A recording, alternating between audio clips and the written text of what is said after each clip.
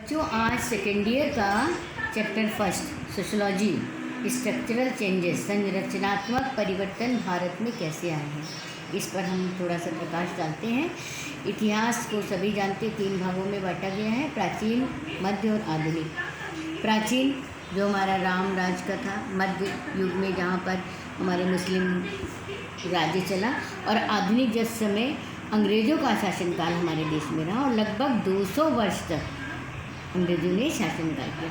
तो इस शासनकाल के समय अंग्रेज़ों ने शासन तो जरूर किया, मगर हमारे देश का भी उस शासन से कई प्रकार के परिवर्तन हुए, जिसमें बहुत सारे परिवर्तन आए। शिक्षा में आया, शिक्षा में अंग्रेजी का महत्व बढ़ा, अंग्रेजी साहित्य का प्रवेश हुआ, परिवहन व्यवस्था बदली, राजनीतिक व्यवस्था में परिवर्तन हुआ, राजनीतिक नियम बदले, सांस्कृतिक नियम बदले, सामाजिक नियम बदले, हमारे यहाँ की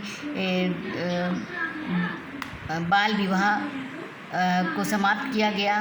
इसी प्रकार से बहुत सारी कुरीतियों को समाप्त करने का प्रयास किया गया। औद्योगिकरण बहुत अधिक बढ़ा, नए नए निर्माण किए गए, जिससे कि जैसे तटों के किनारे ज़्यादा निर्माण किए गए ताकि उन लोगों का बिजनेस बहुत बढ़िया चले, और इस तरह नए शहर भी बने जैसे बॉम्बे, मुंबई, कलकत्ता।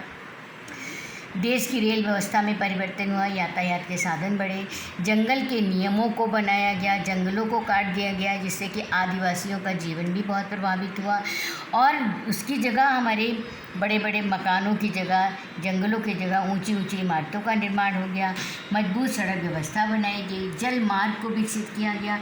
तो इस प्रकार के जो कार्य हुए, ये किसके शासनकाल में हुए थे?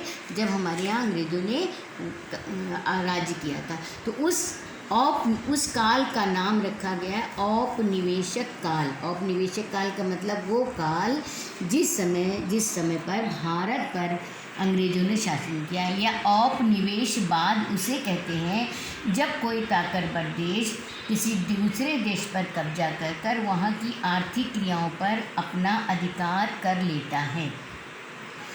इससे कई और चीज़ों का जन्म हुआ, जैसे पूंजीवादी व्यवस्था। उत्पादन के साधनों को बढ़ाया गया। उत्पादन के साधनों को बढ़ाने के लिए फ़ायदा किसका हुआ?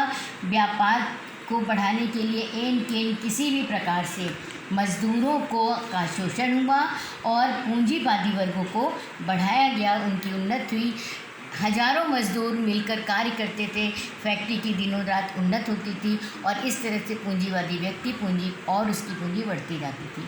इसका परिणाम ये हुआ कि भारत में औद्योगिकरण व्यवस्था का निर्माण हुआ। औद्योगिकरण किसे कहते हैं? मशीनों द्वारा उद्योग को बढ़ावा देना, इस नई तकनीक का इस्तेमाल और इसमें नई नई तकनीकें लाना, तो इसका निर्माण हुआ।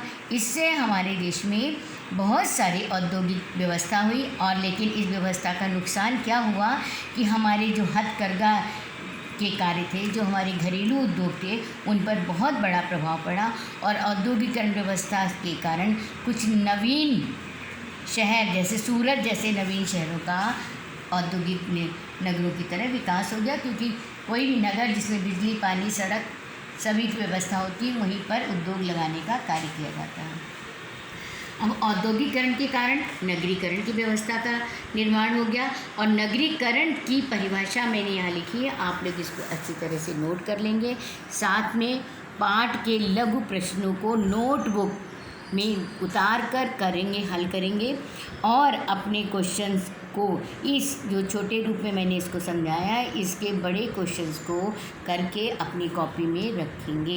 ये चैप्टर बहुत इम्पॉर्टेंट है, ख़ासतौर इंटर के बच्चों के लिए, और उनको ये समझना बहुत ही ज़रूरी है कि जो बातें पूरे लेसन में पूरे में फैला के दी गई, उसको हमने एक जगह समेट कर आपके लिए हम इसको लेकर आए हैं। अगले नेक्स्ट डे हम दूसरा चैप्टर लेकर आएंगे, ताकि तुम इन चीज़ों को आसानी से समझ सको। उम्मीद है बच्चे इस कार्य को ज़रूर करेंगे। धन्यवाद।